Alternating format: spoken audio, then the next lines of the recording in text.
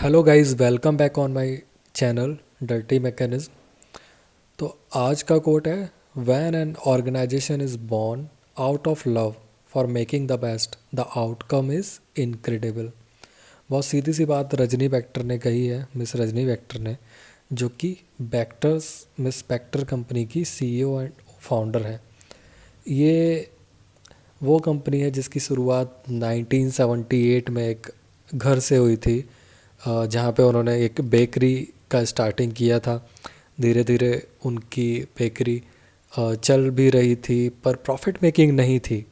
उनके हस्बैंड धर्मवीर और उन्होंने मिस रजनी बेक्टर ने, दोनों ने ये डिसाइड किया कि हम एक बार इसको बड़े लेवल पे चलाते हैं, क्योंकि ये जो है हमारा बेकरी, जितना हम अपना आउटपुट देते हैं, सीधी बेसिक सी चीज़ ये है कि हम जब किसी प्रोडक्ट में बहुत अच्छी क्वालिटी बनाना चाहते हैं या हम किसी सर्विस में अपना पूरा 100% देना चाहते हैं, तो काफ़ी बार हमारा आउटपुट इनकम से ज़्यादा लग जाता है, जस्ट गिविंग आवर बैक। तो वैसा ही मिस रजनी बेक्टर अपने बिजनेस में कर रही थी, जो कि आज भी करती आ रही है। इसीलिए उनके एक premium biscuit series, premium bread series और सब कुछ एक सीक्वेंस में चला जा रहा है और ग्रो कर रही है कंपनी। पर मैं आपको फिर वही स्टोरी पे ले चलता हूँ जहाँ पे मिस्टर धर्मवीर और मिस रजनी बेक्टर ने कुल 20,000 रुपये के इन्वेस्टमेंट से आज 750 करोड़ की कंपनी का टर्नओवर बना दिया है। वो कैसे कि एक बार वो और उनके हस्बैंड ने जो 20,000 का इन्वेस्टमेंट था, वो एक बहुत बड़े मैरिज पार्टी के लिए आइसक्रीम बनाने के लिए कॉन्ट्रैक्ट लिया था और उसको पूरा किया। तब से उन्हें लगा कि एक कॉन्फिडेंस आ गया कि हाँ, हमारी आइसक्रीम और बेकरी को लोग पसंद कर रहे हैं, क्यों ना हम इसको और बड़े लेवल पे शुरू करते हैं। वहीं पे 1995 में मैकडोनल्ड्स इंडिया आने वाला था और ये बात मिस्टर अक्षय, जो कि इनके बेटे हैं, उन्होंने उस टाइम पे लोकल सप्लायर के लिए अपना बिडिंग किया होगा जो भी, और लेटर लिखा मैकडोनल्ड के हेड ऑफिस को कि हम लोग ऐसे ऐसे आपको सप्लाई कर सकते हैं। और आज देखिए कि क्रेमिका ब्रांड कितना बड़ा सप्लायर हो चुका है। इवन मोर देन 50 कंट्रीज़ में इनका सप्लाई जाता है, बिस्किट का, ब्रेड का, बहुत सारी चीज़ें जो भी इनके रहती हैं तो वो रहता है। अगर हम देखते हैं कि मार्केट शेयर इनका कितना है बिस्किट में, तो क्रेमिका का सिर्फ और सिर्फ 1% का मार्केट शेयर है और आईटीसी का 11% है, अनमोल बिस्किट का 4% है, पार्ले का 27, ब्रिटानिया का 28। पार्ले और ब्रिटानिया बड़े ब्रांड हैं। ब्रांड तो क्रेमिका भी बड़ा है, बट क्रेमिका अपना सप्लाई जो है वो एक्सपोर्ट ज़्यादा करता है। इंडिया के अंदर इनका इंग्लिश ओवन है। अगर आप दिल्ली, बेंगलोर इस तरीके की सिटीज़ से बिलोंग करते हैं तो आपने देखा होगा कि इनके स्टोर्स में क्या क्या चीज़ें अवेलेबल हैं। इवन समोसा जैसी चीज़ें भी ये लोग सेल करते हैं। पर हम इसके फाइनेंशियल परफॉर्मेंस के बारे में देख लेते हैं कि 2018 में, 19 में, 20 में क्या क्या था। रेवेन्यू फ्रॉम ऑपरेटर्स 694 करोड़, 783, 19 में 762, मतलब वही लमसम चल रहा है। नेट प्रॉफिट कितना बना पा रहे हैं, 35.5 करोड़ का, 35.9, 35.9 और 33.2 90s में, और 30.4 20 में। पर 20 का पूरा हम देखते हैं कि चलो ये तो कम रहता है क्योंकि पेंडेमिक आ गया, ये सारी चीज़ें। इसके अलावा की कंपनी, आपको बताया था कि बर्गर किंग के लिए बन बनाती है, मैकडी के लिए, यम के लिए ये क्रीम सप्लाई करती है, ये अपना जो जैम होते हैं, जैम बनाते हैं, ये अपना पता नहीं क्या क्या बनाते हैं। नहीं नहीं, ऐसा कुछ नहीं है, वैसा कुछ नहीं बनाते हैं।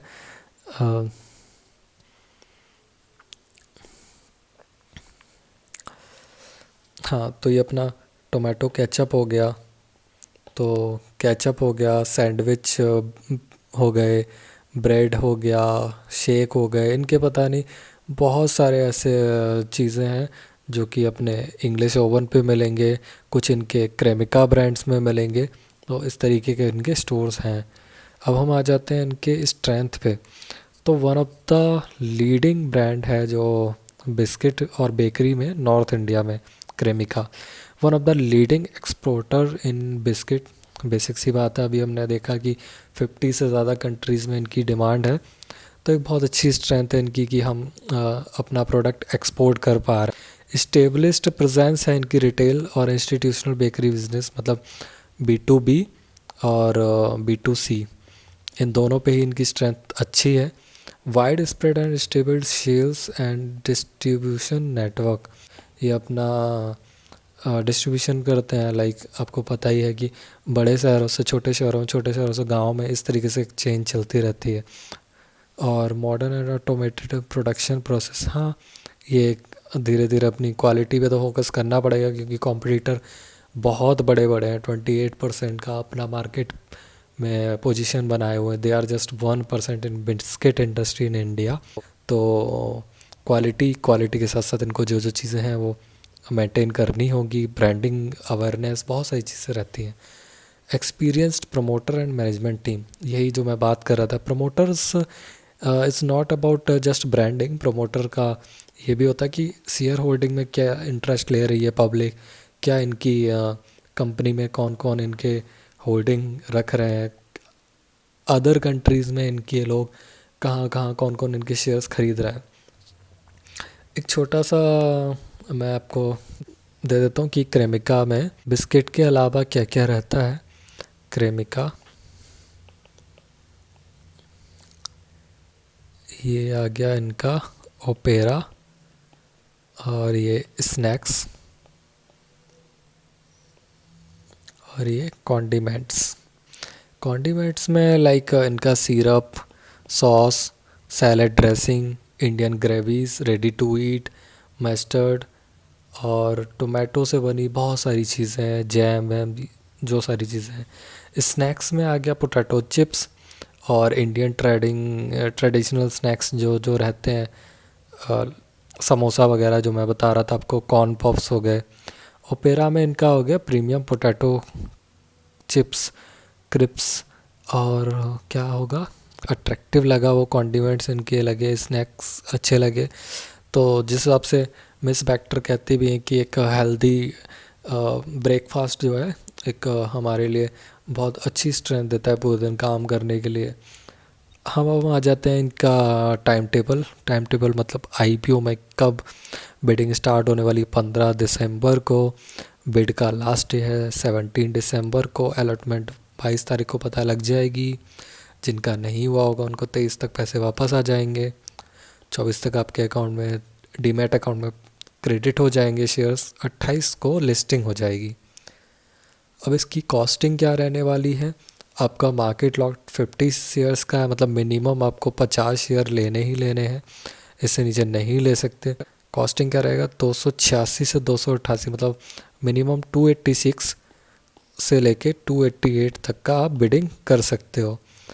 बेसिक सी बात है, अगर किसी को लेना है तो मैक्सिमम प्राइस बिडिंग करेगा। जिसको लक चलाना है कि नहीं यार मैं 286 पे करूँगा, मैं 287 पे करूँगा, वो अपने अकॉर्डिंग लगा सकते हैं। अगर आप जानना चाहते हैं कि मैं इसमें लेने वाला हूँ या नहीं, जैसा कि मैंने अपने लास्ट वीडियो में बताया था कि बर्गर किंग को मैं लेने वाला हूँ। बर्गर किंग मैंने लिया, मुझे नहीं मिला।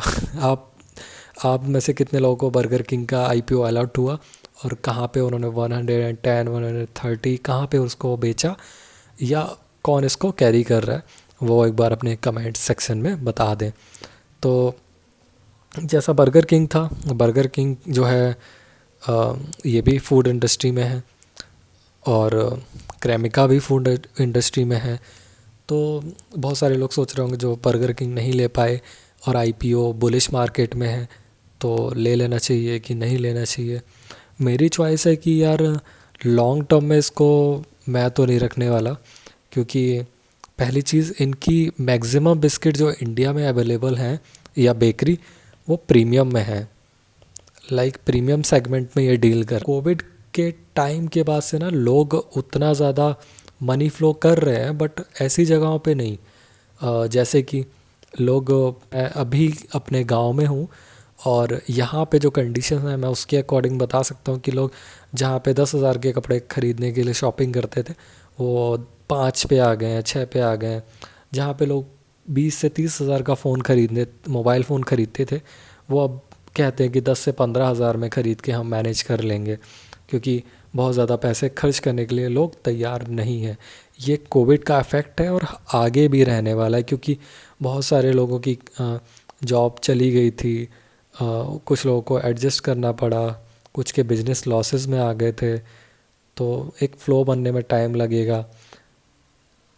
ये मैं मान के चलता हूँ कि मेरे according premium biscuit is not for me. मैं इसको कंटिन्यू नहीं करने वाला हूँ। अगर मैं इसको अप्लाई करूँगा तो निकालने के लिए करूँगा, ऑब्वियस सी बात है, प्रॉफिट बुक करके मैं चला जाऊँगा। हाँ, इसके बाद मैं आपको ये कह सकता हूँ कि कंपनी अच्छी है, कंपनी एक्सपोर्ट कर रही है, बट एक्सपोर्ट कब तक कर रही है?